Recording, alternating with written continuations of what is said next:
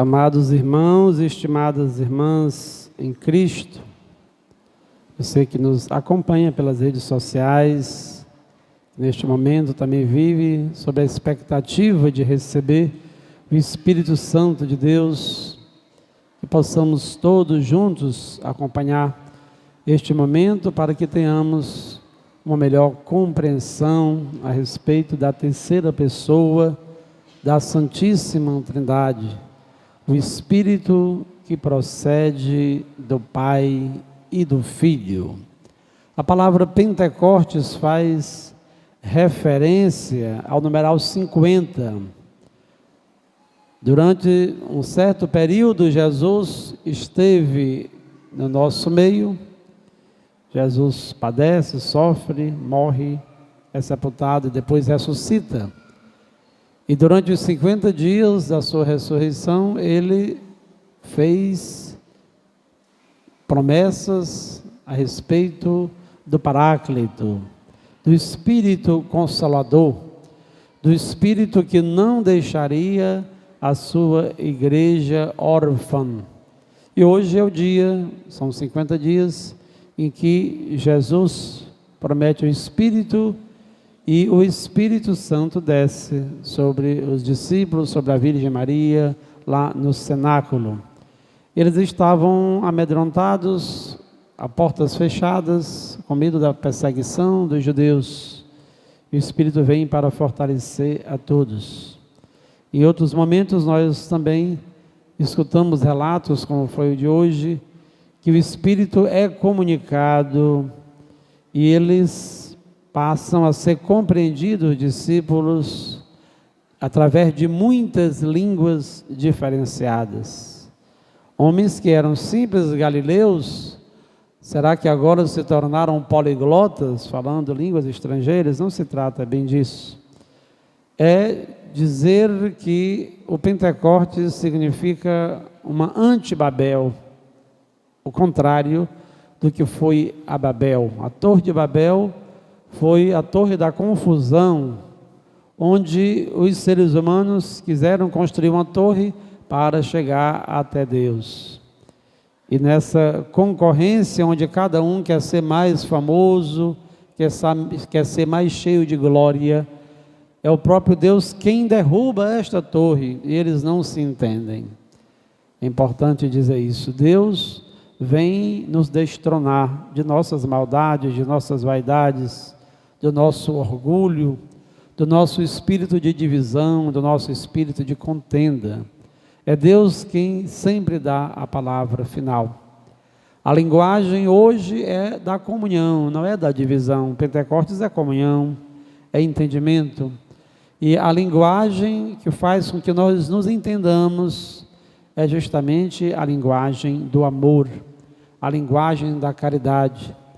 Nós podemos ir a qualquer país, podemos escutar uma língua que é incompreensível aos nossos ouvidos, à nossa mente. Mas se nós virmos um ato, um gesto concreto de caridade, de bondade, de ternura, certamente todos nós vamos compreender.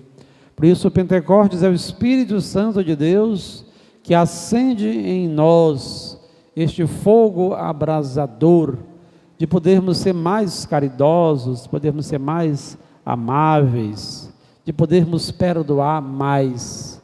E é o amor de mãe, o amor de pai, o amor que sempre está ali pronto para estender o abraço ao filho inclusive ao filho pródigo, que está necessitado de amor e de compreensão. Por isso Jesus diz: eu não vos deixarei órfãos. É terrível quando nós olhamos para um lado e para o outro e não temos com quem contar. Nós não sabemos quem nos ajudar, nós não sabemos a quem pedir, a quem recorrer. E Jesus derrama o seu Espírito sobre a sua igreja, inunda a sua igreja. É uma invasão da graça para que nós possamos viver bem, para que nós possamos cada vez mais agradar ao Senhor. Santo Agostinho de Hipona tem uma frase tão pequena quando ele se refere ao Espírito Santo, mas é tão rica de sentido para nós. Ele diz que o Espírito Santo é a alma da nossa alma. O Espírito Santo é a alma da nossa alma. A alma em nós é o espírito de vida. A alma em nós é o que nos permite estar vivos. Por isso, quando estamos animados, estamos cheios de felicidade. Quando estamos desanimados, estamos praticamente mortos, sem expressão, sem alegria, na tristeza. A origem é ânima, é a vida, é o princípio da vida. Mas sem o Espírito de Deus, nós nos encaminhamos por percursos itinerários completamente equivocados. Por isso, dizer que o Espírito Santo é a alma da nossa alma, é dizer que o Espírito Santo é quem move a nossa vida, os nossos corações, as nossas intenções, para que possamos trilhar os caminhos de Deus, para que possamos praticar a verdadeira caridade. Espírito Santo, alma da nossa alma. É o Espírito Santo que nos conduz a Jesus. Se há frutos do Pentecostes, nós devemos dizer que talvez um dos primeiros frutos que nós queiramos receber é esta ligação, esta vinculação, esta intimidade profunda com nosso Senhor Jesus Cristo. Se eu aqui perguntasse a vocês, quem é que crê em Jesus? Né? Quem é que crê em Jesus?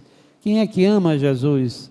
Pedisse que todo mundo levantasse o braço, acho que todo mundo ia levantar, todos nós acreditamos em Jesus. Agora eu pergunto de uma forma mais incisiva, quem de nós com autoridade diria assim, Jesus é o meu melhor amigo, eu tenho vida de oração, eu sei que posso contar com Ele, eu me dedico sempre a adorar o Senhor, eu sei que nunca estou desamparado, eu sinto realmente a presença de Jesus na minha vida, como aquele amigo, aquela amiga que eu nunca deixo de estar próximo. E às vezes nós temos amizades e vamos esquecendo as amizades velhas, vamos trocando por amizades novas, que na realidade nem chegam a se transformar em uma verdadeira amizade, uma amizade que realmente seja sólida. Nós somos muito distraídos e deixamos para trás coisas tão importantes, pessoas que foram do nosso convívio, que foram da nossa infância, e de repente por um motivo tão simples, nós brigamos com as pessoas, nós nos afastamos dela, e nos impressionamos com uma pessoa ou outra, que bate a nossa porta, e até nos dá um presente, nos faz um elogio, e depois vem a decepção. Nós vemos que as pessoas traem, as pessoas são cheias de hipocrisia, de farsas, as pessoas realmente são pecadoras, como nós também somos pecadores. Por isso, como é importante conservar as velhas amizades, e o melhor amigo que nós temos é Jesus que envia o seu Espírito, o Espírito que nós recebemos no dia do nosso batismo, no dia da nossa confirmação, quando nós somos confessados, quando recebemos a unção dos enfermos, quando alguém é ordenado diácono, presbítero, né, bispo, né, consagrado, sagrado, em todas essas pessoas o Espírito pousa, o Espírito na plenitude da sua graça revigora a vida de todas as pessoas. Por isso é importante mantermos este vínculo de amizade, de profunda, deixar que o Espírito Santo, a alma da nossa alma, conduza o nosso coração, os nossos passos, os nossos pés, para que procuremos a casa de Deus, para que possamos estar na presença do Senhor em vida de oração. Isso é muito importante, que nós conservemos esta convicção. E o Espírito que nos visita hoje, que inunda o nosso coração, que fortalece a nossa alma, este Espírito que é soprado. Quando Jesus aparece ressuscitado, ele sopra sobre os discípulos e diz: recebei o Espírito Santo. São João é como se estivesse fazendo uma releitura do livro do Gênesis, quando o barro, Deus toma o barro e ali plasma Adão, a humanidade, o primeiro ser humano. Depois que está prontinho o corpo, o que ele faz? Sopra. O Espírito se diz, na língua original, ruach, ruach. É o Espírito que vai dar a vida àquele pobre corpo frágil. É toda uma simbologia que o barro é para dizer o que pode ser moldado, mas o que pode também se quebrar a cada momento. E nós continuamos frágeis, mas podemos ser moldados pela graça de Deus e devemos nos vigiar para que nós não fracassemos. É o que São Paulo sempre diz: nós carregamos um tesouro em um vaso de argila. Todos nós podemos cair, todos nós podemos quebrar, nós não podemos também ficar julgando as pessoas.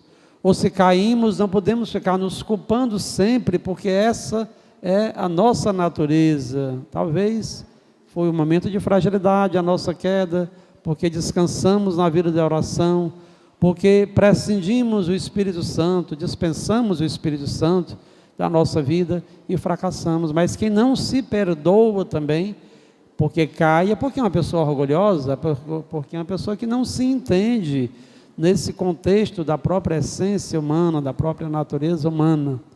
E aqui nós queremos receber o Espírito Santo. O Espírito Santo em Pentecostes, soprado sobre os discípulos, é o Espírito que vem sempre nos recriar.